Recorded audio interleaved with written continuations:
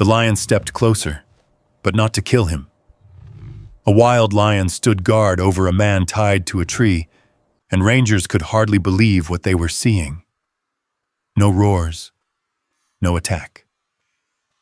Just a silent, powerful creature protecting someone who should have been its prey. But the real shock came when the man opened his eyes and remembered why this lion had come back for him. The heat of late afternoon hung over Joshua Tree like a heavy blanket when two rangers, Marcus Hale and Olivia Brooks, hiked along a narrow trail that cut through the boulders and desert shrubs. They were following a report from campers who claimed they'd heard something too big to be a coyote moving through the brush. At first, Marcus thought it was just another false alarm. He'd worked these trails for 20 years and rarely saw anything more threatening than a wandering bobcat. But Olivia had stopped walking. She was staring at the ground, her hand hovering above a set of impressions in the dust. Marcus stepped beside her and felt his chest tighten. The prints were wide, deep, and unmistakably feline, far larger than any cat native to this area. "This isn't supposed to be out here," Olivia whispered, tracing the curve of a forepaw wider than her palm. Before Marcus could answer, a low vibration rolled through the air. It wasn't loud. It wasn't even aggressive. It was the kind of sound that seemed to push through the ground itself, a deep-chested rumble that made both of them instinctively straighten. They exchanged a glance, wordless, and followed the direction of the sound. Each step became slower, quieter, more deliberate. The desert wind fell still, as if the whole landscape were holding its breath. When they rounded a cluster of boulders, Olivia let out a sharp gasp and stumbled back. Marcus froze. Not 10 yards ahead, in a clearing surrounded by spindly Joshua trees and sunburned grass, stood a massive male lion. Its mane, thick and wind-tossed, glowed like tarnished gold under the fading light. The lion wasn't pacing or snarling. It wasn't crouched for attack. It was standing perfectly still, facing the trunk of a dying tree where a man was tied tightly with industrial rope. His head hung forward, unmoving, arms pulled painfully behind the bark. Marcus whispered, "Dear Lord, how does a lion end up here?" But the question dissolved as quickly as it came. The lion's presence wasn't the strangest part. It was its posture. Instead of circling the helpless man or preparing to strike, the animal stood as if it were guarding him.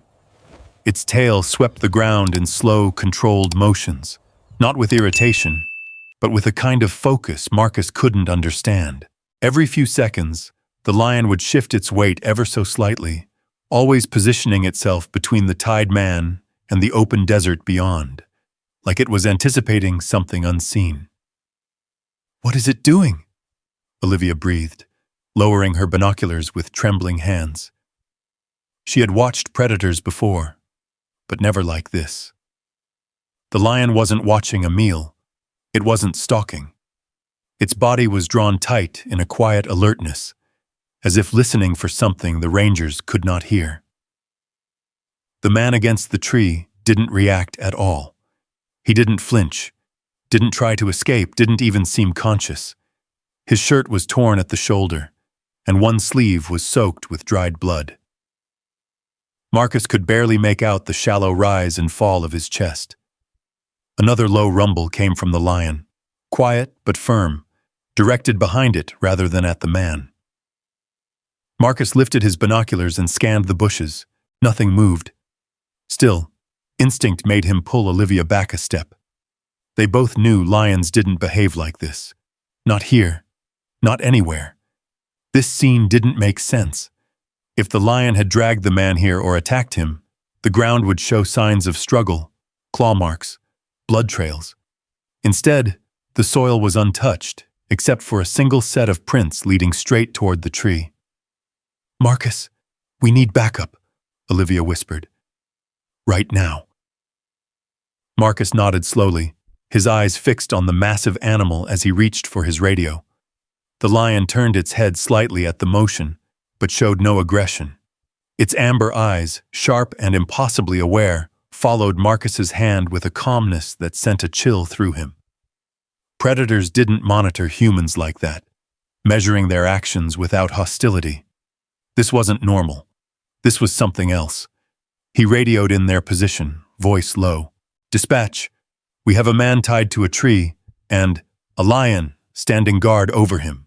Repeat, a lion. Send medical and armed support, but tell everyone to hold their fire unless absolutely necessary." Olivia stepped backward slowly, never taking her eyes off the scene. Is it protecting him, or waiting for something? Marcus didn't answer. He didn't know the answer. The lion didn't move as they retreated behind the rocks. It remained planted at the man's feet, breathing slow, immense, almost statue-like. The air around the clearing felt charged, unbearably still. Whatever was happening there wasn't just strange, it was impossible. And yet, the lion stood vigil, as if the bound and broken man behind it was something worth defending. Marcus exhaled shakily. This isn't how a predator behaves." Olivia swallowed hard. "Then what is it?" Neither of them had an answer, but both knew one thing. Whatever was unfolding beneath that dry, dying tree would silence anyone who witnessed it. The world around Jack Turner seeped back into existence in pieces. First the heat, pressing against his skin like a furnace. Then the distant hum of desert wind brushing past brittle branches. And finally, the throbbing ache behind his eyes that pulsed in slow, punishing waves. He tried to lift his head, but the back of it felt weighted by stone.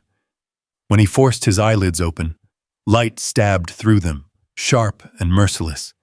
It took 3 blinks before the shapes in front of him stopped blurring and began to form something real. A tree. A dying one. Its bark cracked like old leather. And his arms, he tried to move them, but they didn't respond. His wrists were pulled tightly behind the trunk, bound with something that sliced into his skin every time he shifted. Pain flared down his arms, traveling all the way to his shoulders.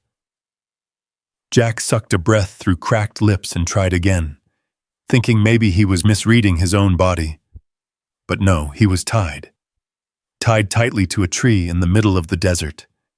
The dryness in his mouth felt like sandpaper. His tongue clung to the roof of his mouth. His pulse hammered against his temples.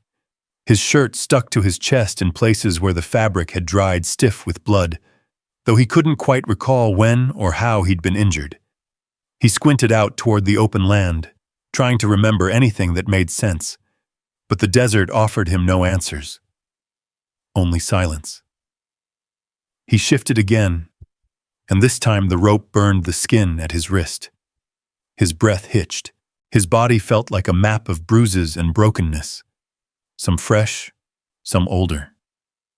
His ribs throbbed with every inhale, pulsing with a deep, familiar ache. Something had hit him. Hard. More than once. But his mind remained a foggy, frustrated mess, unable to piece together the sequence clearly. Jack squeezed his eyes shut, trying to summon a memory from the haze. He had been leading a photography group through the park. He remembered the clicking of camera shutters, tourists laughing nervously whenever a lizard darted across the trail, and a sky so bright it washed out the mountaintops. He remembered telling them about safety, about keeping distance from wildlife. Then, something else. Something wrong. A sound. A shout. A jolt of fear. His eyes flew open. Footsteps. Heavy ones. Not the soft crunch of hikers, but the purposeful stomp of boots. 3 men had stepped out from behind a boulder, their faces wrapped with sun-bleached bandanas. One of them held a radio Jack recognized. His radio. Another carried a metal pipe. The third pointed at him and laughed. The memory hit like a blow to the chest. Jack groaned as the scene replayed in broken flashes behind his eyes. The shove, the fall, the pain exploding behind his skull as darkness swallowed him. Now that darkness was fading, replaced by a terrifying clarity. Those men had brought him here. They had tied him. They had left him. He didn't know how long he'd been unconscious, but the heat on his skin told him the sun had shifted since then. His throat felt scorched from thirst. His lips were cracked open. He swallowed hard and felt nothing but the scrape of dryness. A faint shuffle in the grass snapped his attention to the side. His heart lurched. For a moment, he couldn't move, couldn't breathe. The sound was too heavy for a small animal, too controlled, too deliberate. His pulse raced painfully. He slowly turned his head, wincing as the movement tugged the rope against raw skin. The first thing he saw was a flick of golden color through the brush. The second was the shifting outline of a huge shoulder, broad, powerful, unmistakably wild. Jack froze. A lion. A full-grown male lion stood not 10 feet away, silhouetted by the lowering sun. Its mane blew gently in the warm desert breeze, each strand catching the light like threads of molten copper. Its muscles rippled beneath its coat as it took a step forward, not rushing, not stalking, but moving with the slow, deliberate grace of something that feared nothing. Jack's breath stalled in his chest. His heartbeat drummed against his ribs so violently he thought the lion might hear it. He pressed his back into the tree instinctively, even though the rope prevented him from going anywhere. Panic clawed up his throat. This was it. This was how he died. Not at the hands of the men who tied him, but by a predator brought to him on a silver platter. The lion stopped directly in front of him. Jack squeezed his eyes shut. The animal's breath was deep and rhythmic, a low storm of sound that drowned out everything else. He waited for the roar, the teeth, the end. But the lion didn't roar. It didn't rear back or lower its head to strike. Instead, it leaned slightly toward him and inhaled, slow, long, as if trying to read the air around Jack. Then, shockingly, it turned its head away from him and scanned the tree, the rope, and the open desert beyond. Jack's eyes snapped open. What was it doing? The lion stepped closer, and Jack felt the heat of its breath brush against his arm. It examined the rope with a strange intensity, its gaze lingering on the knots that bound him to the bark. Then it looked out toward the brush again, ears tilting toward the distant wind. It wasn't acting like a predator eyeing prey. It was watching. Guarding. But guarding what? Another wave of dizziness rolled through Jack, pulling at the edges of his consciousness. He blinked rapidly, fighting it off. He needed to stay awake. He needed to understand what was happening. But the exhaustion clinging to his bones was like thick mud pulling him under. He tested the rope once more, desperate. Nothing budged. His breath hitched as pain raced through his arms. "Help!" he whispered, though his voice cracked apart at the effort. The lion's ears twitched. It turned its massive head toward him again, not with hunger, but with a startling awareness, its amber eyes meeting his with an intelligence he couldn't explain. Jack held its gaze, terrified but unable to look away. The lion took one deliberate step closer. Jack's voice trembled. "Please, don't." But the lion didn't move to strike. It settled onto its haunches, lowering itself slowly into the dust directly in front of him. Its body became a wall between Jack and the open land. The weight of its presence was overwhelming, but not violent. It was something else, something that made no sense. Jack Turner, bound, bleeding, and slipping in and out of clarity, stared in disbelief as the wildest creature on this side of the desert seemed to settle into a silent vigil at his feet. His lips parted in confusion, in fear, in something he couldn't name, and then, as another gust of hot wind swept through the clearing, Jack heard it. A distant rustle, faint but deliberate, coming from the brush behind the lion. The lion heard it too. Its entire body stiffened, muscles tightening beneath its golden coat. Jack's breath stalled. Whatever was coming, the lion was ready for it. And for the first time, Jack realized with a tremor of disbelief, it wasn't guarding against him. It was guarding for him. Jack felt the truth settle into his chest like a slow, disbelieving heartbeat. The lion's body remained tense, angled toward the sound in the brush, as if preparing for something neither of them could see yet. The wind curled through the clearing, carrying with it the faint scent of dust, sunburned grass, and something else, something metallic, almost sour. Jack's breath grew shallow. He didn't know what was coming, but the lion knew. Every twitch of its muscles said so. Then the rustling stopped. Silence stretched across the desert like a thin, brittle thread, ready to snap. Jack swallowed hard, trying to force moisture into his dry throat, but all he tasted was the sting of thirst. Sweat trickled down his face, mixing with dust and leaving a gritty trail along his cheek. His legs trembled where they were tied, exhaustion creeping upward like vines slowly choking the strength out of him. The rope bit deeper with every movement. He dared a whisper. "Who's out there?" The lion didn't look back. It didn't acknowledge his voice or his fear. Instead, it lowered its head just a fraction, the way animals do when warning something unseen to stay back. The deep rumble that followed wasn't loud. It was the kind of sound meant for whatever lurked in the grass, not for Jack. But even Jack felt the vibration roll through the air and settle into his bones. Whatever was watching them had heard that warning. Minutes passed, slow and heavy.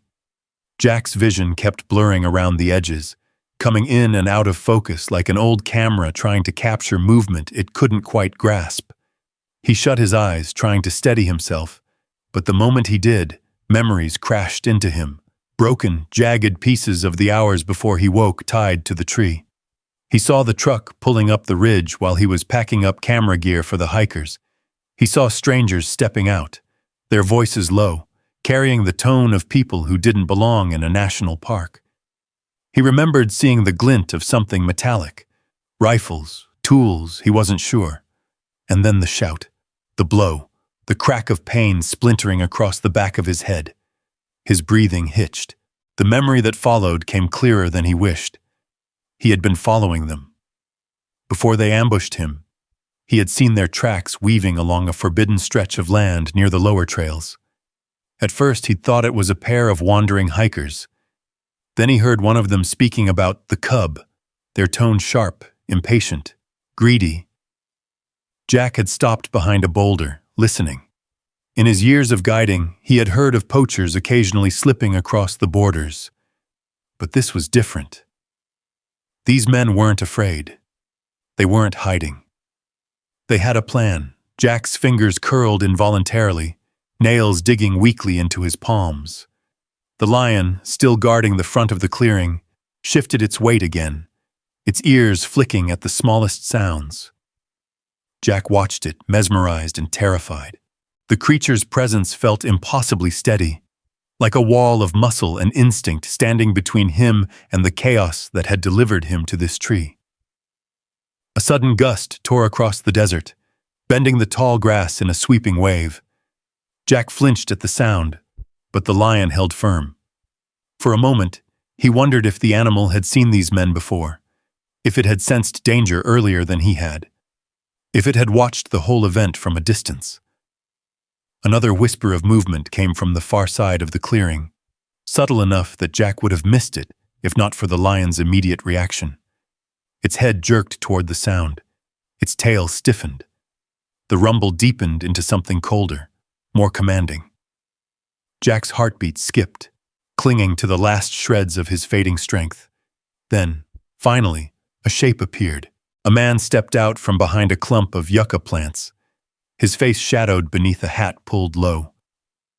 His clothes were desert-worn, coated in dust, but there was no mistaking the tension in his posture or the metallic glint at his hip. Another figure emerged behind him, scanning the terrain with a predator's gaze. Jack recognized them instantly. Poachers. His stomach twisted. They hadn't left. They were circling back, probably to finish the job, or to make sure the desert had. The lion's growl vibrated again, deeper than before, as if issuing one last warning. The men froze. Jack couldn't see their expressions, but he saw their hands twitch toward their belts. "No," Jack rasped, though his voice barely carried. "Go away. Please." The lion rose to its full height, mane lifting in the warm breeze, making its silhouette look even larger against the fading sun. One of the men cursed under his breath. The other reached for something tucked behind his jacket. "Back off," Jack whispered helplessly. "Don't touch it. Don't make it worse." The poachers weren't listening. Their eyes darted between Jack and the lion, calculating. One of them muttered something sharp and urgent, pointing toward the wounded state of the man tied to the tree. Jack felt his heart pound in his throat. It didn't matter that he was defenseless.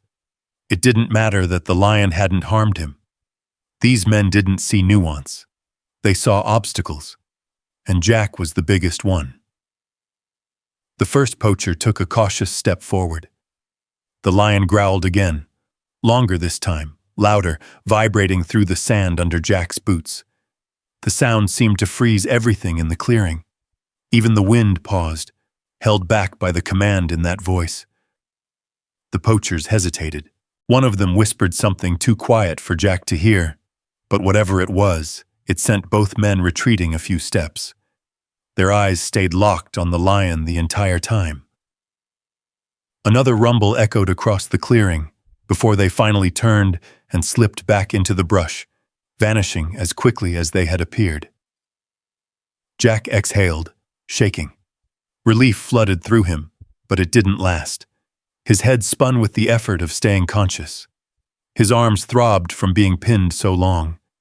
He could feel his heartbeat fading into a sluggish rhythm that frightened him. The lion stayed where it was, watching the place where the men had disappeared. Then, slowly, it turned its head back toward Jack.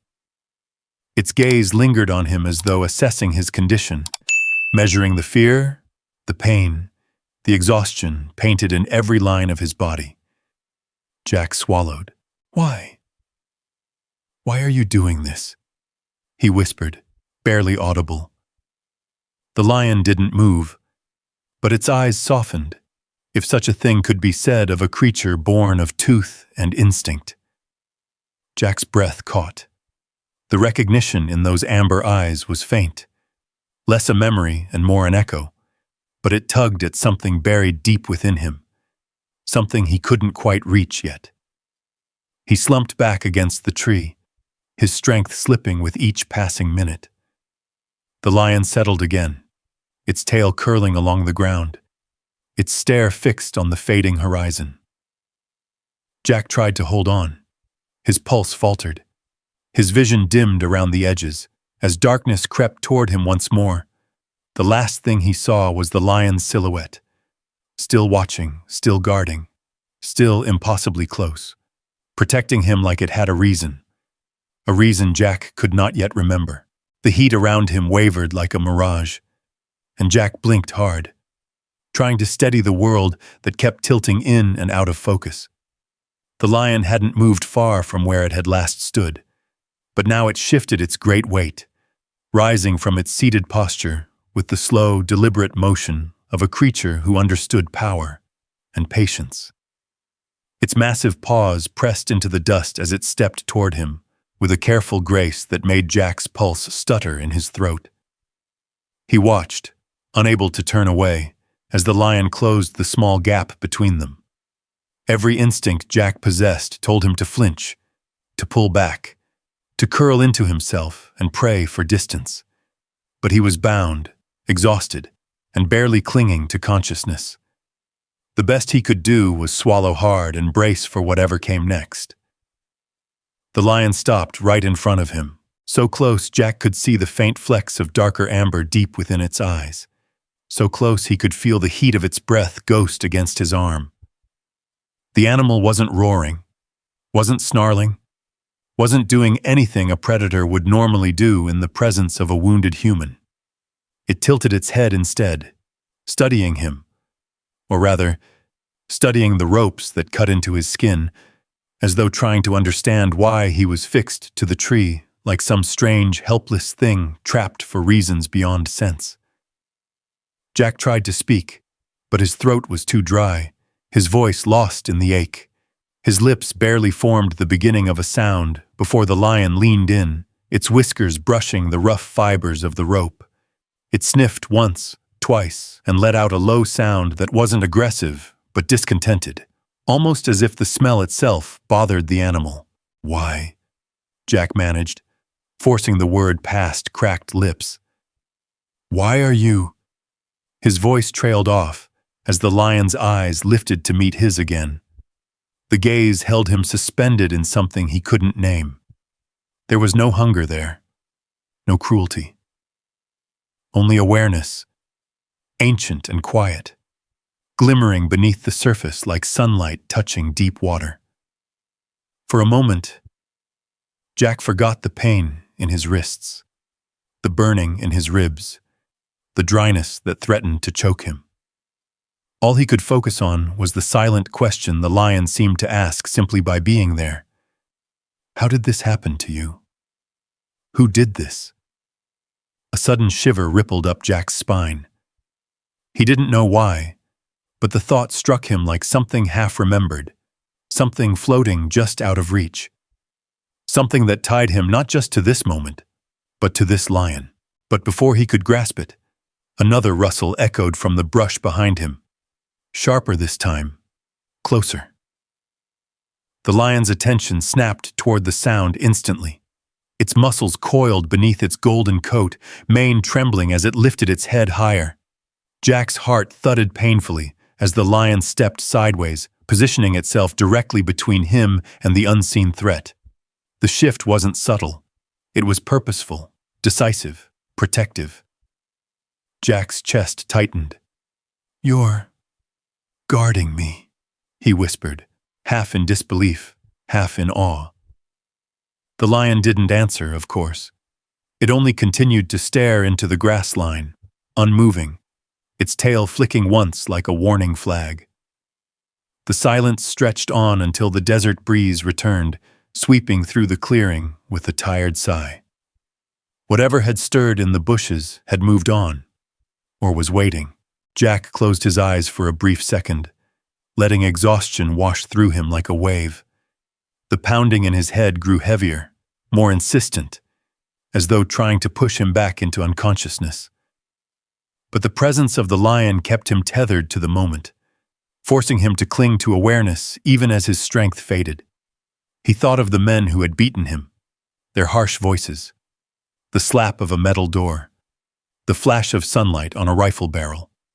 He dug through the haze of memories, trying to recall every detail, but his thoughts kept slipping into static. The only thing that stood out clearly was the anger in their voices when they found out he had reported them.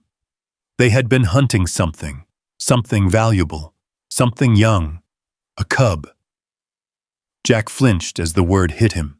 His memory flickered like a dying candle, and for a split second, he saw a small, frightened creature from years past. Fur matted with blood, a leg crushed by a steel trap, eyes wide with fear. He forced his eyes open, staring at the lion now standing guard before him. The confusion that had been swirling inside him began to twist into something else, something that made the air grow heavier.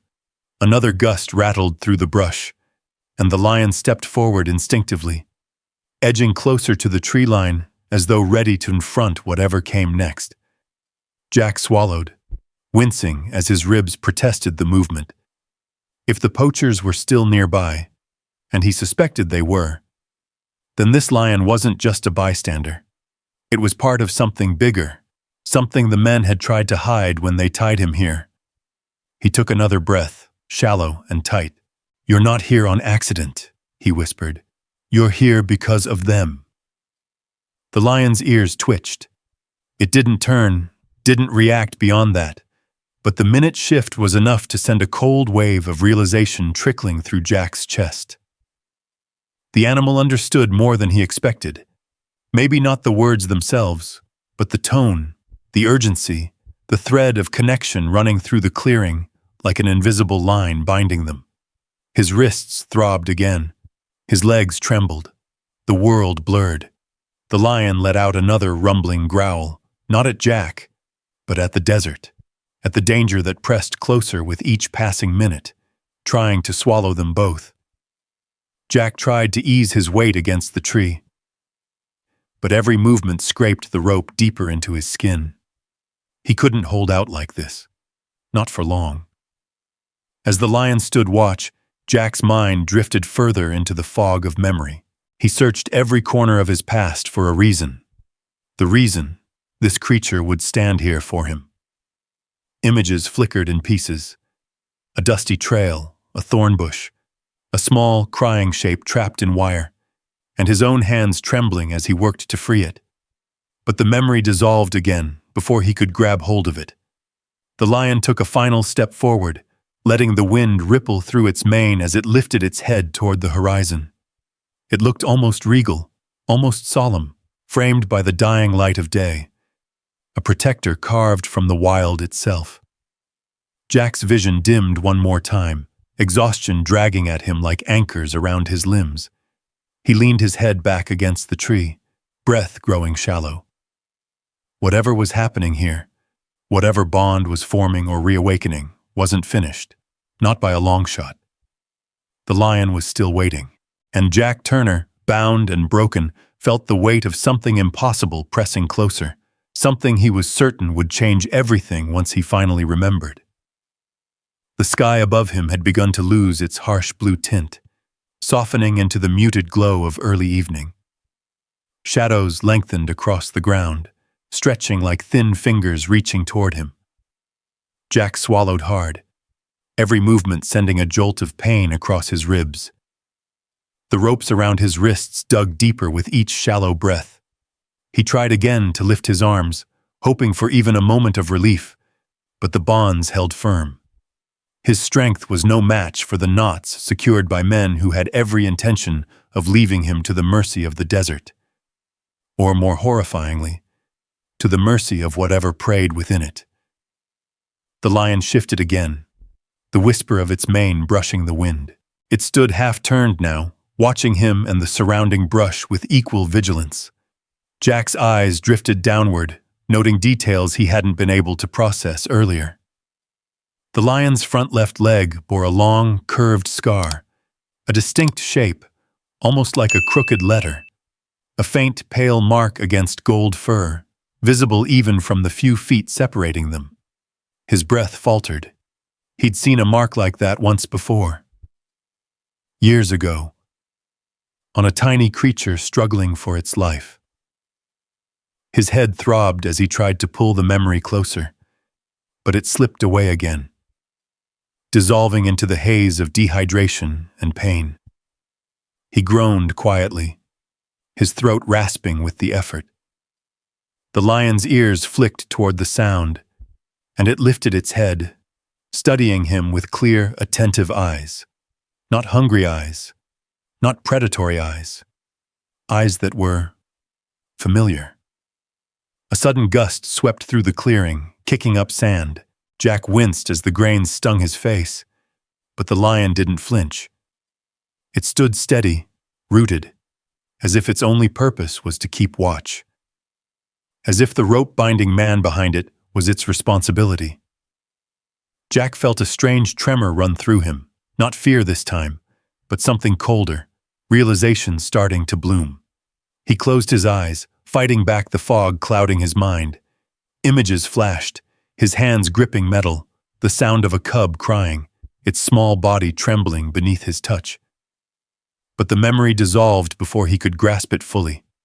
He cursed his own weakness, his body's failure to hold on to the fading scenes. A rustle broke through the distant brush, not the same as before. This one was heavier, dragging, accompanied by the dry crackle of dead leaves.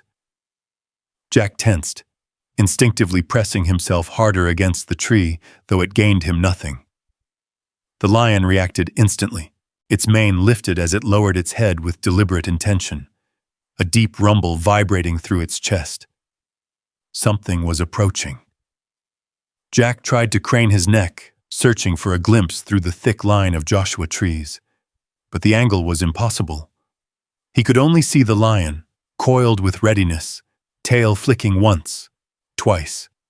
He followed the animal's gaze, trusting it far more than his own failing senses. The wind died abruptly, leaving a hollow quiet behind. Then another sound, a metallic click, faint but unmistakable. Jack stiffened. He knew that sound, the cocking of a weapon. His heart raced again, slamming against his ribs in painful bursts. The lion heard it too. Its muscles rippled as it braced itself. Jack forced his voice through the dryness. "No. No, don't." He wasn't sure if he was speaking to the lion or to whoever was out there. A figure stepped into view, a silhouette against the muted horizon. Then another beside him. Jack's stomach lurched. The same men. The same poachers. Their clothes were coated in dust from circling back. One was taller, leaner, with a bandana pulled high over his nose. The other carried something under his arm, something long and metallic. The lion released a sound Jack had not yet heard. A rolling, thunderous growl, low and warning, as if announcing that these men were the true threat. The poachers froze briefly, evaluating. Jack watched their hesitation, praying they would reconsider. But poachers rarely reconsidered anything. One of them pointed at the lion, whispering something harsh. The other lifted what he carried slightly, angling it forward. Jack's breath hitched. It wasn't a rifle. It was a tranquilizer gun. They weren't planning to kill the lion. They were planning to take it. Jack's voice cracked through the dryness. "Leave it alone, please." But his plea drifted uselessly across the wind. The taller man raised his free hand, a signal. The other steadied the tranquilizer gun on his shoulder. Then something unexpected happened. The lion stepped forward, not lunging, not attacking. It simply placed itself between Jack and the men with a stillness so deliberate that even the poachers paused. Its stance was majestic, immovable, like a guardian carved from the desert itself. It didn't roar. It didn't threaten. It just stood, as if declaring, "You will not touch him." The moment felt suspended in time. Then the shorter poacher hissed a command. The tranquilizer gun lifted higher. Jack's heart slammed into his throat. "Stop!" he croaked. The lion answered for him. It bellowed, a raw, resonant roar that shook the ground beneath Jack's boots. The sound rolled across the clearing like a shockwave, scattering birds from the trees and sending fear rippling through the air itself. The poachers staggered, hands flying to their ears. The lion took a single step forward, eyes burning with warning. The men faltered. They looked at each other. Then, with a frustrated curse, they backed away, disappearing quickly into the brush before the lion could take another step. Silence returned, heavy and electrified. Jack slumped back against the tree, breathing in shallow, shaky gulps. His chest ached, his wrists throbbed, his legs trembled. But beneath the exhaustion, beneath the blinding pain, something new flickered to life. Recognition. Not full, not clear, but enough to set his heart pounding in a different way. He looked at the lion again, studying the scar on its leg, the way it held its weight, the particular tilt of its head. Something about the creature echoed a memory that lived deeper than thought, buried under years of guiding, forgotten beneath the grind of everyday life. A memory of a tiny body trembling in fear, a memory of blood staining the dirt, a memory of hands working desperately to save a life that wasn't human. That scar, that limp, that stare. Jack's breath caught as the truth brushed the edge of his consciousness. He wasn't just looking at any lion. He was looking at someone. Someone who had every reason to remember him. Someone he had once saved. But the full memory remained just out of reach, waiting in the depths of his fading mind, waiting for the moment it would return and change everything. The lion's silhouette blurred for a moment, stretching and wavering in Jack's dimming vision, as if the desert heat had begun to pull it apart. Jack blinked hard, forcing clarity back into the world. He couldn't afford to lose consciousness now, not when the truth hovered so close he could almost reach it. The scar, the way the lion positioned itself in front of him, that low, familiar rumble in its chest. Something inside him, a memory sealed away by time and buried under exhaustion, began to push upward. His breath trembled. His heart pounded with something that didn't feel like fear anymore. He shut his eyes, and the desert fell away. He was somewhere else. Somewhere cooler, greener. The scent of wet dirt and thorn bushes filled his lungs. Morning light filtered through the branches of a mesquite tree nearby. The ground beneath him was soft with old leaves. He was kneeling, yes, kneeling, and his hands were trembling. A sound echoed in his ears, thin and raw. A high-pitched, terrified cry. The memory sharpened. A small lion cub, no bigger than a medium-sized dog, was trapped in a steel snare set cruelly close to a narrow game trail. The wire was cinched tight around its front leg, biting into its flesh so deeply that the fur was soaked with blood. The cub's sides heaved with panic. Every time it tried to pull away, the metal tore deeper. Pain radiated through its small body, making it shake so violently that the leaves around it quivered. Jack had found it by accident. He'd been guiding a pair of tourists, pointing out desert tracks and the history of native wildlife when he heard the cry. He remembered telling them to stay back. He remembered his heart pounding as he moved toward the sound, hoping, pleading silently, that whatever was hurt wasn't already too far gone. The cub had lifted its head the instant he approached, eyes wide with terror. It tried to snarl, but the sound came out thin and broken, more afraid than threatening. Its whole body trembled from pain. Jack knelt beside it, speaking softly. "Easy. Easy there, little one. I'm not here to hurt you. I promise." He had set down his backpack slowly, hands open, voice calm. He knew better than to rush. A frightened animal, any animal, could lash out. But this cub didn't. It curled into itself, trembling harder, as though bracing for a blow it expected but didn't deserve. Jack opened his multi-tool, heart hammering as he inspected the cruel wire. It had tightened beyond what his fingers could slip beneath. He needed leverage, time, patience, and courage. He remembered the tourists calling from the trail, asking if he needed help. He told them to keep their distance.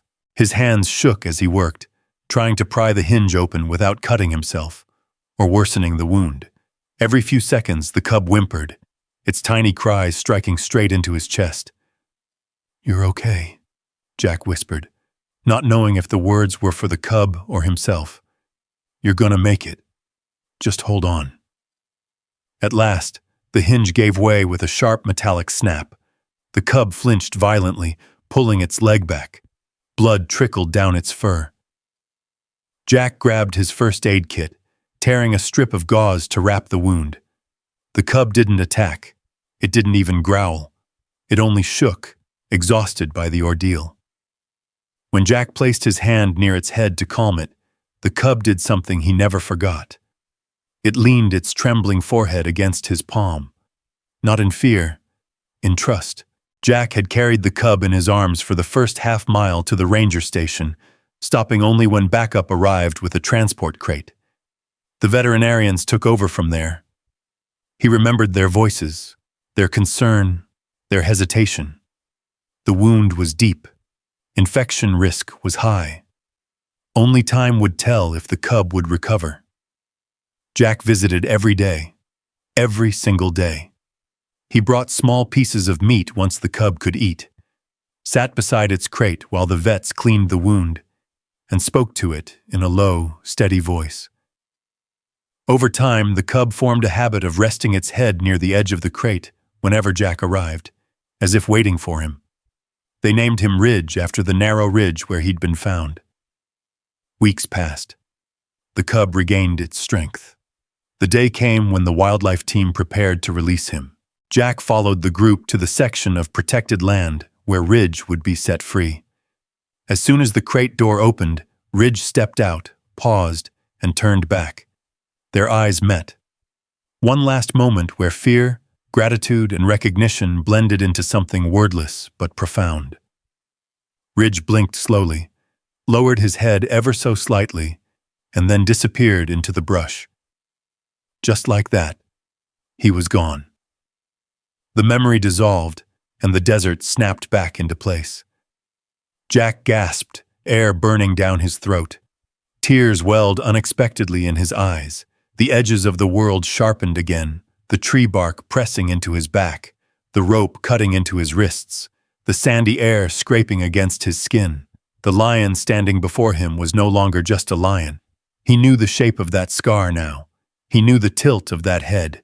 He knew the reason the animal hadn't killed him, the reason it had guarded him, the reason it had stared at him with such intensity. "Ridge," Jack whispered, voice hoarse but filled with disbelief. "It's you." The lion lifted its head, ears tilting toward his voice. Its eyes, once fierce and alert, softened. A low sound left its chest.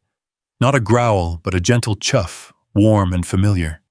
A sound Jack had heard before, years ago, from a frightened cub learning to trust for the very first time. A wave of emotion crashed through him. Gratitude, awe, shock, and something deeper he couldn't name. Ridge took a step closer, the movement slow and hesitant, as though waiting for Jack's reaction. Jack felt tears slip down his dusty cheeks. "You came back," he whispered. "After all this time, you came back." Ridge's tail swept the dust behind him. He settled himself between Jack and the desert once more, as though the world outside that clearing still held danger. And Jack Turner, tied to a dying tree under a fading Joshua Tree sun, understood the impossible truth. This lion wasn't just guarding him. He was repaying a debt written in the wilderness years ago. And the night ahead would test that bond more than ever. The sun slipped behind the jagged outline of Joshua Tree's boulders with startling speed, as if the world had suddenly grown impatient with daylight. The sky, moments earlier streaked with warm gold, faded into a deepening blue that stretched wide and empty. Jack Turner felt the shift immediately. The temperature dropped, brushing his skin with a cold edge that sank into his bones. The desert always changed quickly after dusk, one breath too hot, the next chilling enough to make a man shiver if he had nowhere to go. He had nowhere to go. His wrists were still tied, swollen and raw, the rope digging deeper each time he instinctively tried to adjust. His legs trembled beneath him, both from the pain and from the bone-deep exhaustion that spread through him like ink in water. But even through the haze of suffering, Jack felt a strange, pulsing relief. He finally remembered. He knew who the lion was. Ridge, the tiny cub who had once rested its trembling forehead against his hand. The little creature he had carried through thorn bushes and heat, whispering reassurance even while his own heart pounded with fear. That cub, lost, wounded, hopeless, was now a towering guardian standing between him and the darkening desert. Ridge turned his head slightly, glancing back at Jack as if to check that he hadn't collapsed. The lion's amber eyes gleamed in the fading light, softened with something Jack could only interpret as recognition. The wind ruffled Ridge's mane, lifting it like a banner of wild flame. Jack's breath tightened in his chest. He couldn't have imagined this, not in any lifetime. And then the first sound broke through the stillness. A cackle, sharp, hollow, too close. Jack stiffened. It wasn't laughter, not the kind humans made. This was a crueler sound, one that scraped down the spine like a dull blade. Ridge's ears shot forward, his muscles seizing in one controlled, instinctive motion. He took a step away from Jack, placing himself fully between the tree and the stretch of tall grass ahead. Jack swallowed painfully. He knew that sound far too well. Hyenas, and not just one. Another cackle echoed from the opposite side of the clearing, higher pitched, like something mocking the dying light. Jack scanned the dimming horizon as best he could, heart pounding. He spotted movement, small, shifting shadows gliding through the brush with calculated silence. The last remnants of sunlight clung to their silhouettes long enough for him to recognize the unmistakable shape of a hyena's hunched shoulders. "Ridge," Jack whispered, fear threading through the name. The lion growled, low and deep. The rumble traveled through the ground beneath them, vibrating against Jack's boots and into his bones. Ridge took a step forward, then another, teeth barely exposed in a warning far deadlier than any roar. His tail straightened, twitching once at the tip, an unmistakable signal of heightened tension. The cackles multiplied. 1 became 3. 3 became 5. Soon, the brush around them shifted with dark shapes closing in from multiple angles. The pack wasn't rushing, not yet. Hyenas rarely did. They were patient, cunning, and bold enough to challenge even a lion if they believed the odds were in their favor. And a lion alone, especially one with a healing scar on its leg, was a tempting target. Jack's pulse hammered. He tugged desperately at the ropes again, ignoring the sting in his wrists. If he could just get one arm free, find a stick, a rock, anything, but all he managed was to tear the skin further. The rope didn't budge. Ridge stepped farther from him, positioning himself between Jack and the largest open gap in the clearing, exactly the place a pack would push their attack from. His mane bristled as he lowered his head, shoulders rolling, chest expanding with each breath. Jack could feel the tension vibrating off him like a storm waiting to break. A shadow darted between 2 rocks, then another, lower to the ground. Ridge growled again, this time louder, a thundering warning cutting through the dusk. The sound echoed across the ridgeline and bounced back in fragments. Jack felt it reverberate in his ribs, startling his heart into a painful rhythm. One of the hyenas emerged fully into view, a female, lean but powerful, her spotted coat blending almost perfectly with the desert brush. She paced sideways, eyes locked onto Ridge, jaws clacking together with anticipation. Another appeared beside her, then another, forming a loose arc. Their movements were synchronized, predatory yet unsettlingly calm. Ridge responded by stepping forward, tail raised. He didn't attack. He didn't retreat. He stood firm, his presence alone daring them to come closer. Jack could only watch. He wanted to shout. He wanted to warn Ridge. He wanted to help, but he was tied. Helpless. Nothing more than a target waiting for the night to swallow him whole. His breath stuttered as he watched the pack settle into formation. The first lunge came from the left. A hyena burst from the shadows, faster than Jack expected. Ridge pivoted instantly, slamming his paw across the attacker's shoulder with a force that sent dust spraying. The hyena skidded across the ground, yelping, before scrambling back behind its companions. Jack's heart soared. Hope, adrenaline, fear all tangled together, but it lasted only seconds, because hyenas were never deterred by a single counterattack. A second rushed from behind Ridge, a third from the right, a fourth skirting low to the ground, aiming straight for Jack. Jack's throat tightened. He braced himself against the tree, helpless to do anything but pray the ropes held. Ridge moved like a creature carved from lightning. He spun, jaws snapping, blocking one strike before turning to swat away another. His roar split the air, a deep, wrathful sound that sent dust spiraling upward. The hyenas paused for a heartbeat, thrown off by the ferocity, but they quickly regrouped, circling, weaving, waiting for the one angle Ridge couldn't guard. Jack's fear reached a breaking point. "Ridge!" he cried, though his voice cracked with dryness. The lion growled in response, not at Jack, but for him, a sound shaped like reassurance and defiance at once. The pack began to fan out, widening their circle, tightening the noose around Ridge. Their movements grew more coordinated, more confident. Jack watched the lion shift from defensive to near panic, not in fear, but in effort, trying to be everywhere at once, trying to protect a man he shouldn't logically care about. The largest hyena darted forward toward Ridge's unprotected flank.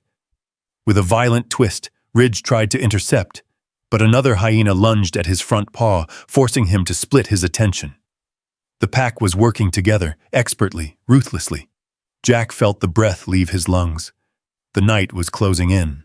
The hyenas were closing in, and Ridge, despite his strength, was only one lion. Jack knew in his gut. This was only the beginning of the battle for their lives. The largest hyena lunged again, jaws snapping with a sickening click that echoed across the clearing. Ridge spun with a speed Jack hadn't imagined possible, raking his paw across the hyena's muzzle and knocking it sideways. Dust and loose sand burst upward, briefly clouding the air. The struck hyena yelped, but another replaced it immediately, its beady eyes glinting under the rising moonlight. The night had settled fully now, cold and vast.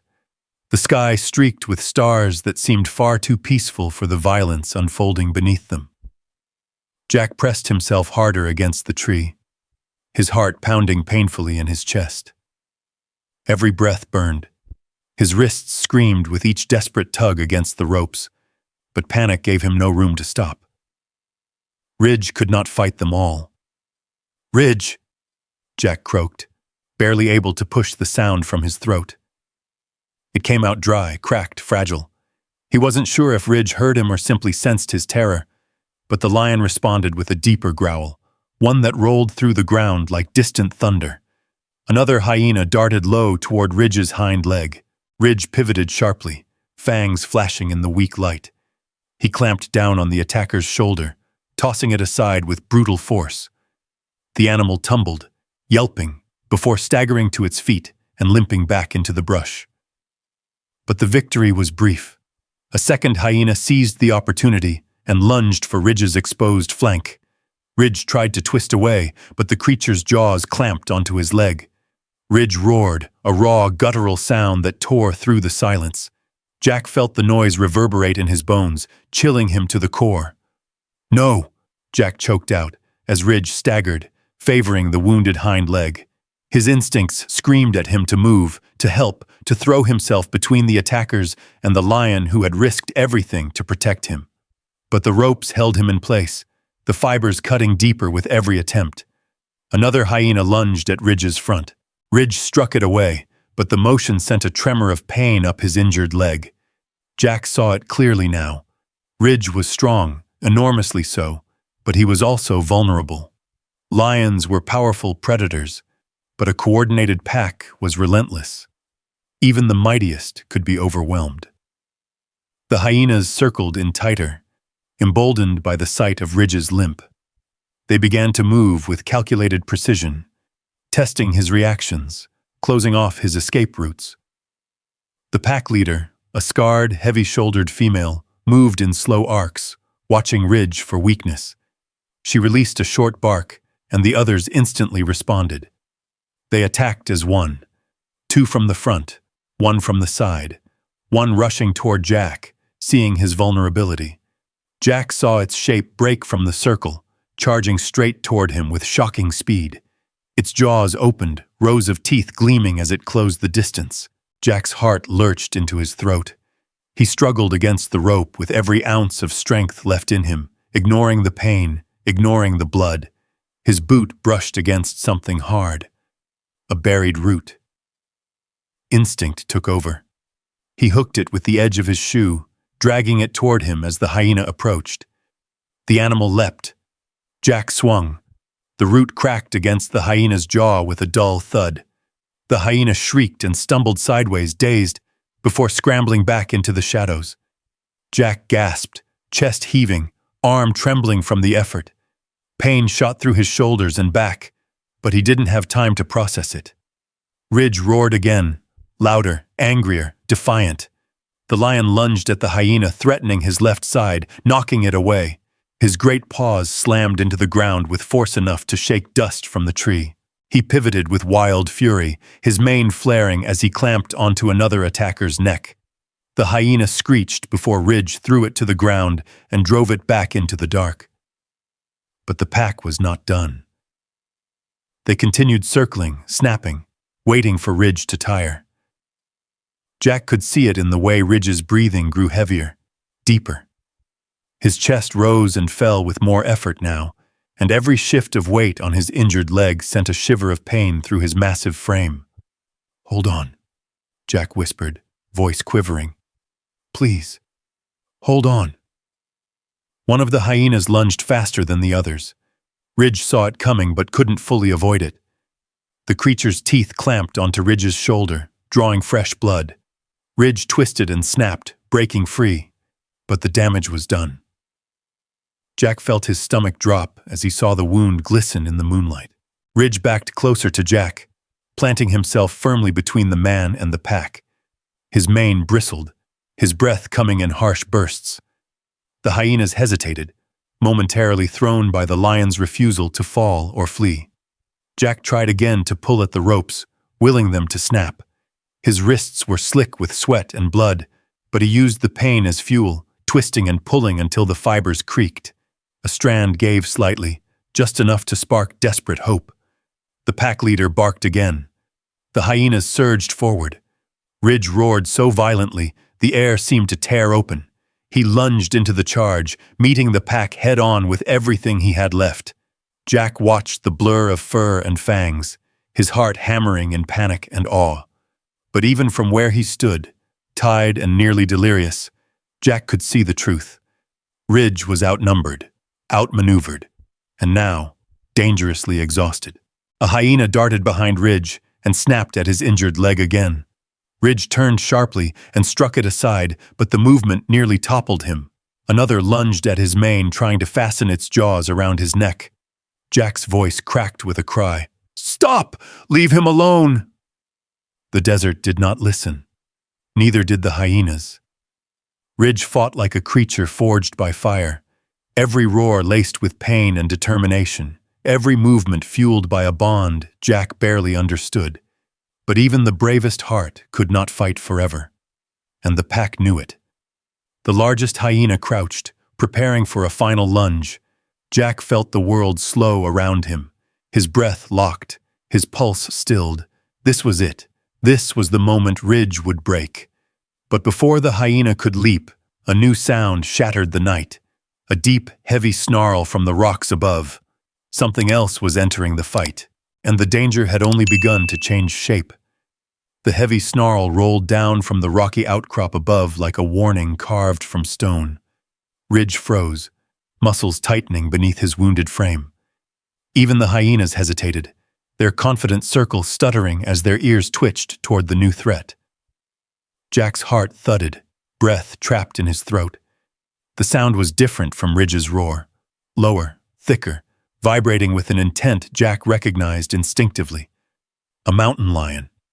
A single shape emerged from the shadowed ridge, moving with a predatory grace that made the hair rise on Jack's arms. Its body was sleek, powerful, its coat blending flawlessly with the dim rock around it. It slinked downward with the silent precision of a ghost, paws barely stirring dust.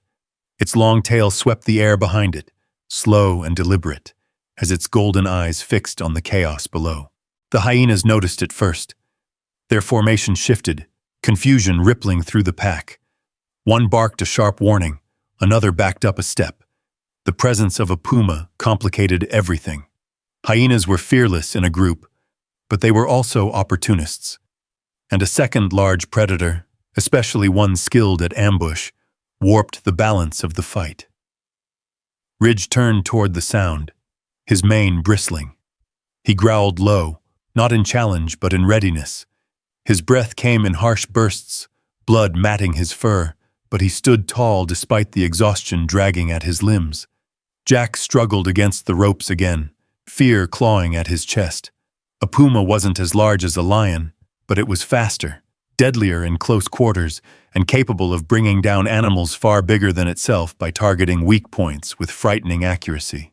And with Ridge injured and the hyenas circling, Jack suddenly understood the horrifying truth. To the puma, he might be the easiest target. "Ridge," Jack whispered, barely able to force the words through his dry throat. "Stay. Stay with me."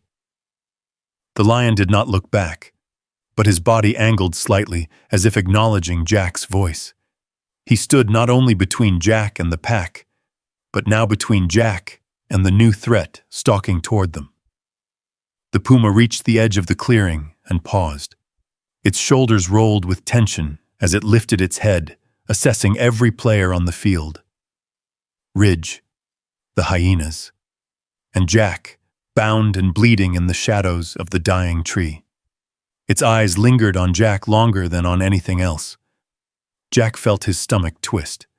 The puma had found the weakest link. The leader of the hyena pack barked sharply, its attention flicking from Ridge to the puma and back. It wasn't sure whether to attack Ridge again or confront the newcomer. Jack saw calculation in its posture. Hyenas didn't like competition. When faced with it, they often scattered. But this time, they didn't scatter completely. They adjusted. Half the pack turned toward the puma. The other half kept circling Ridge. Jack's breath snagged. "No, please don't." The puma crept closer, its entire body coiled like a spring. It was close enough now that Jack could see its whiskers twitching, see the faint rise and fall of its breath. It wasn't afraid of the hyenas. It wasn't concerned about Ridge either. It was watching Jack. Ridge stepped forward, placing himself directly in the puma's line of sight. His growl deepened, louder now, chest rumbling with the protective ferocity Jack had only seen once before, years ago, in the eyes of a wounded cub who trusted him despite everything. The puma's gaze flicked to Ridge. It narrowed its eyes, ears flattening. The two big cats studied each other, tension thick enough to choke the air. Ridge's mane bristled, but the pain in his injured hind leg was unmistakable. He shifted his weight anxiously. Jack could see it. Ridge couldn't handle a two-front battle. Not with this new predator. Not with the hyenas still circling. The puma hissed, a sharp, slicing sound that sliced through the dark. It took 2 silent steps forward, lowering its body until it practically glided across the ground. Ridge didn't back down. He roared again, shorter, angrier, roughened by pain. The puma hesitated. It wasn't scared. It was thinking. Then, in a swift movement almost too fast for Jack's eyes, the puma lunged toward Jack. Jack gasped, chest clenching. He pressed himself deeper against the bark, the rope cutting into his skin as panic surged through him like fire. But Ridge was faster. The lion launched himself sideways, intercepting the puma mid-lunge. The collision sent both predators tumbling across the dirt, a blur of fur and fury. Ridge roared as he grappled with the puma, jaws snapping dangerously close to its neck. The puma lashed out with powerful hind legs, claws slicing across Ridge's flank. Ridge countered with a heavy swipe, throwing the puma off balance. The hyenas seized their opportunity. They rushed toward Ridge again, trying to overwhelm him while he was down. The pack leader snapped its jaws at Ridge's injured leg. But Ridge regained his footing with a desperate surge, forcing the puma away and swiping fiercely at the closest hyena. Dust flew in all directions as the predators clashed under the pale glow of the rising moon. Jack watched, helpless, horror tightening his chest with every second.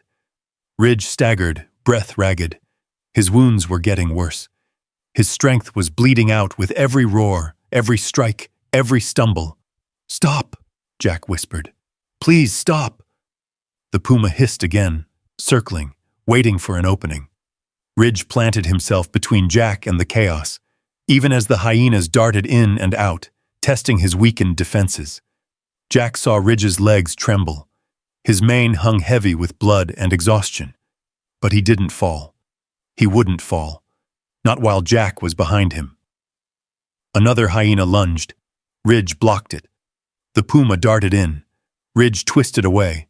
His breath came in sharp, painful bursts, and then the puma froze. Its ears shot upward, head turning sharply toward the south. The hyenas reacted too, some backing away, others glancing nervously into the darkness. Ridge's growl thinned as he lifted his head, also sensing something shifting in the night. Jack didn't know what they heard, but whatever it was enough to change everything. The puma hissed one last time, stepping backward. Its eyes flicked to Ridge with something like frustration, then to Jack with lingering hunger. But it didn't attack. Not now. Not with whatever new presence approached. The puma turned and melted back into the shadows, disappearing as silently as it had arrived. The hyenas, suddenly less confident, began retreating as well. One yelped, another barked sharply. The pack leader growled at Ridge, but even she backed away, her instincts warning her against something greater than opportunity. Within seconds, the pack scattered into the dark, leaving Ridge standing alone, bleeding, shaking, but victorious. Jack exhaled, a shuddering breath he didn't know he'd been holding. His whole body trembled with shock and awe. Ridge took a staggering step toward him, then another. The lion's frame swayed, his powerful body weakened by too many wounds, too much exertion. "Ridge," Jack breathed. The lion reached him, then lowered his head, pressing it gently against Jack's bound wrists, as if to say, "I'm still here. You're still safe. And this fight isn't over yet." For the first time since the nightmare began, Jack felt something stronger than fear flood through him. Hope, fragile, trembling, but alive. That was all Jack Turner could hold on to as Ridge leaned into him, the lion's breath warm and uneven against his wrists. For a moment, the world felt impossibly still, as if the trees, the rocks, and the cold night sky were pausing just long enough to acknowledge what the lion had done. Ridge's massive body trembled from the toll of the battle, but his eyes, those deep, amber eyes, remained fixed on Jack with unwavering intent. Jack swallowed hard, throat raw, ribs burning each time he tried to breathe deeply. "It's okay," he whispered, not sure if he was speaking to Ridge or trying to convince himself. We're still here." Ridge stepped behind the tree, and Jack felt the gentle tug of the lion's teeth gripping the rope. He braced himself, not because he feared Ridge, but because his body was so battered, he wasn't sure how much more strain he could tolerate. Ridge's teeth worked along the fibers with surprising patience. His breath brushed Jack's skin, steady despite the faint rasp that betrayed how hard he'd fought. Jack felt the rope loosen, a slow, sinking sensation as the tightness around his wrists began to ease. He clenched his hands on instinct, and pain shot down his arms, sharp and electric. But he didn't stop Ridge. He couldn't. Freedom was close. With a final tug, the rope snapped.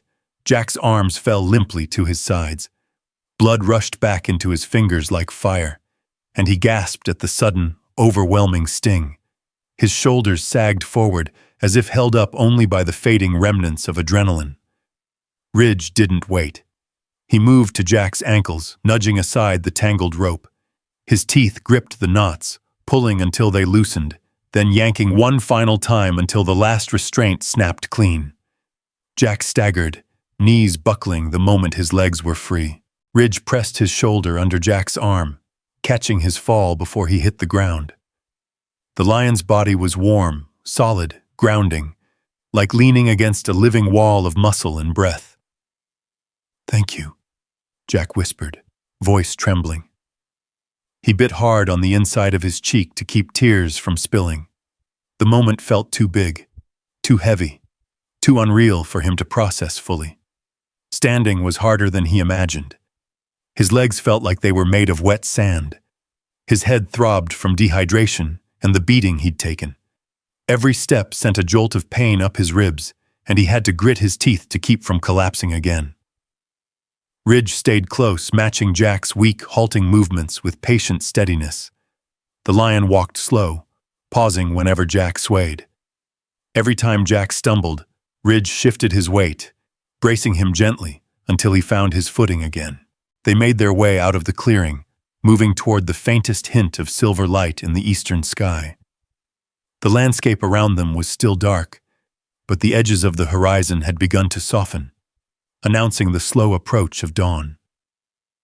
The biting cold clung to Jack's skin, sinking deep into his bones, but the lion's warmth beside him kept him moving, step by slow step. The ground sloped upward into a rocky ridge. Jack's boots scraped over loose stone, threatening to send him tumbling with each footfall. Ridge moved ahead first, testing the path, glancing back every few steps to ensure Jack could follow. When Jack's foot slipped on a patch of gravel, Ridge was immediately there, pressing his shoulder firmly against Jack's hip. They moved like that for what felt like hours, Jack struggling to stay conscious, Ridge refusing to leave his side. "Just keep going," Jack murmured, forcing his voice to rise above a whisper. "We just need to find something. Someone." Ridge flicked an ear at his voice, nudging him onward. The night creatures called out around them. Owls, distant coyotes, the occasional rustle of small animals moving through the brush. Each sound sent fresh waves of anxiety rushing through Jack. But Ridge responded to every noise with a slow, assessing turn of his head, calculating threats before they came close. A faint rumble suddenly vibrated through the ground beneath them. Not a predator this time. Not danger. Elephants. A small herd moved across the dim horizon, their silhouettes towering and ancient. Jack froze, instinctively tensing. But Ridge stepped between him and the herd, lowering his stance protectively. The elephants kept their distance, ambling quietly past. Ridge didn't move until the last of their shadows had slipped out of sight.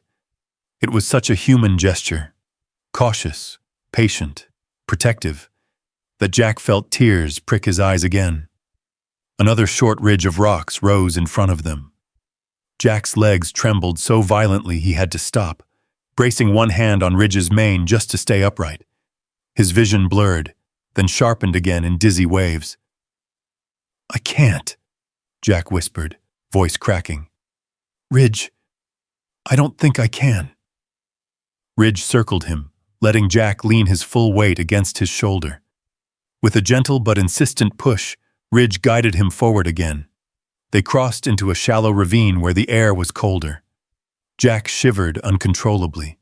His knees gave out again, and this time he fell hard, catching himself with one elbow. The pain radiated through his entire body like lightning. Ridge lowered himself beside Jack, nudging his cheek with a warm, rumbling exhale. "I know," Jack said through clenched teeth. "I know. I've got to keep going." But his mind was drifting, slipping in and out of focus. He pressed a shaking hand against Ridge's mane, grounding himself. "Don't leave me." Ridge didn't move. He just stayed there, steady as the desert itself. Minutes passed, or maybe seconds. Time no longer made sense, before Jack tried again to rise. Ridge stood and positioned himself so Jack could use him for balance. Together, they resumed the slow climb toward the hint of dawn spreading across the sky. The world brightened, just barely. The sky shifted from black to deep blue. A faint silver haze clung to the distant hills. Jack lifted his head toward the light, clinging to it as if it were a promise. "We're close," he whispered, though he had no idea if that was true. "Just a little farther." Ridge nudged him again, pushing gently, guiding him forward. One step, then another, then another. The night behind them remained dark and dangerous, but ahead, just beyond the final stretch of rock, light waited. For the first time, Jack let himself believe they might survive.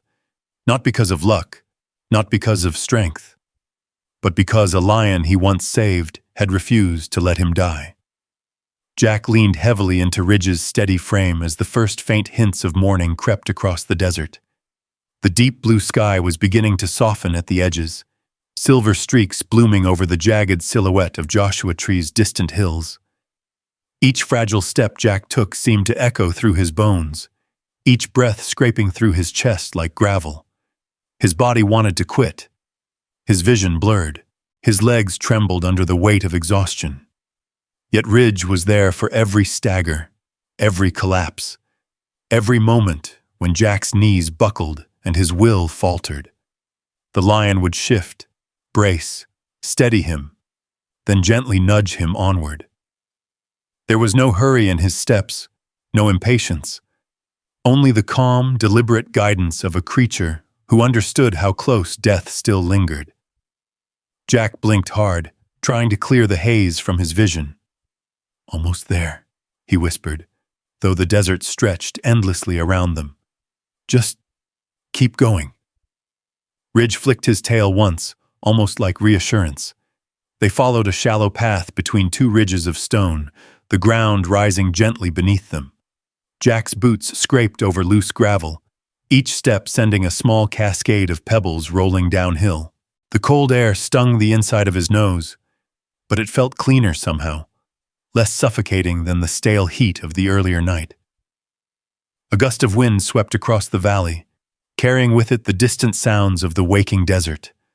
A low moan from some far-off animal, the rustle of brush caught by the breeze, the faint chirp of early birds hidden in the sparse vegetation.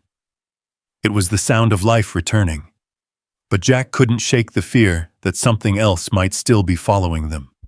He forced himself to stay alert, pushing past the fog in his mind. The memory of hyenas and the shadow of the puma still burned inside him, reminders that danger could emerge from any direction without warning. Ridge seemed to sense his unease.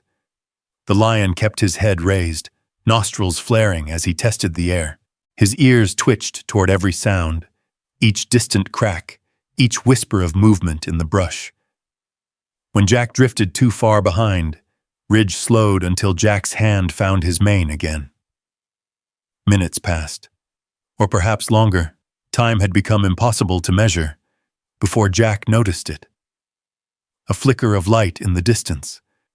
At first he thought it was a star dipping low, but stars didn't move. They didn't swing gently through the darkness, casting thin beams across uneven ground. Another light joined it, then a third. Jack's heart stumbled in his chest. His breath hitched. "Ridge," he rasped. "Look." The lion didn't react to the lights, but Jack's pulse surged with renewed strength. He blinked several times, trying to steady his vision. The lights grew clearer, small, bobbing, unmistakably artificial. Flashlights, real human flashlights. Jack's throat tightened with a painful blend of relief and disbelief. He tried to lift his voice, but it cracked uselessly. I see them." Ridge paused, his body stiffening as the voices began to carry through the early dawn. "Spread out! Check the ridge line! He has to be close!" Jack recognized the voice immediately. Rachel Kim. Tough, sharp-eyed, relentless Rachel, who'd been leading his search team since the moment he'd gone missing. "I'm here," Jack whispered, but the sound barely made it past his lips. His knees buckled again, and Ridge moved quickly, supporting him until he steadied. They climbed the last few feet of rocky incline, and the lights swung sharply toward them. A voice shouted, "Did you see that? Over there! Movement!" Jack tried again, pushing every last shred of life into his voice. "Here!" he croaked. "I'm over here." The sound broke halfway through, but it was enough. The flashlights snapped onto them, onto Jack's broken, swaying frame and the enormous lion standing at his side. Ridge responded instantly. He stepped in front of Jack, blocking the beams of light, muscles tensing, tail flicking sharply as he assessed the approaching figures. The lion's breath rumbled from deep within his chest, not in aggression, but in fierce protectiveness. Rachel was the first to break through the brush. She froze mid-step, eyes wide, her flashlight trembling slightly in her hand. "Oh, my lord," she whispered. It's a lion." 3 more rangers appeared behind her, rifles slung over their shoulders, their faces twisting from shock into instinctive caution. One man raised his weapon halfway before Rachel grabbed his forearm. "Don't shoot," she hissed. "Jack is behind it." Jack pushed himself forward, leaning heavily on Ridge's shoulder. He gasped. "He's with me." Rachel's breath caught audibly. "Jack?" Her voice cracked, a raw blend of relief and disbelief. "Jack, is that really you?" Jack tried to smile, but the effort nearly knocked him off balance. "It's me," he whispered. I'm okay." Ridge glanced back at him, as if making sure the words were true, then lifted his head again toward the rangers, his posture tall, alert, majestic. The lion's body shimmered faintly in the growing light, blood on his mane, scars along his flank, exhaustion weighing on every movement. Yet he stood firm, unwavering. A silence settled across the desert. One so heavy, so surreal, that even the morning wind seemed to pause. The rangers stared at Ridge with awe, fear, gratitude, emotions tangled in ways none of them had words for. They had seen predators. They had seen danger. They had seen death. But never this. Never a lion guarding a man. Jack lifted a weak hand, resting it on Ridge's mane. The lion didn't flinch. "He saved me," Jack said softly, each word trembling. He never left me." Rachel swallowed hard, eyes glistening. The other rangers lowered their weapons completely now, the truth settling in their chests like a weight they couldn't explain. Ridge's gaze held steady on them all, a final silent warning not to step closer, not until he was certain Jack was safe. But as Jack leaned into him, breathing ragged and grateful, Ridge's stance slowly softened. His shoulders dropped slightly, and his tail relaxed. It wasn't surrender. It was trust. Trust in Jack, and just enough trust in those who had come to save him. The sun crested the horizon then, washing the desert in a soft, golden glow. A new day had arrived, and with it came a moment none of them would ever forget. The sun broke over the ridge in a slow, golden spill, washing the Joshua Tree Desert in soft light. It touched the rocks first, then the ragged shrubs, then the clearing where Jack Turner stood, broken, bruised, barely upright, and the lion who had become his guardian through the darkest night of his life. Ridge's mane glowed under the morning warmth, every strand illuminated like molten amber. For a long, breathless moment, no one moved. The rangers stood frozen, their flashlights lowered, their rifles forgotten. Rachel Kim was the first to take a careful step forward, but the motion made Ridge shift instinctively.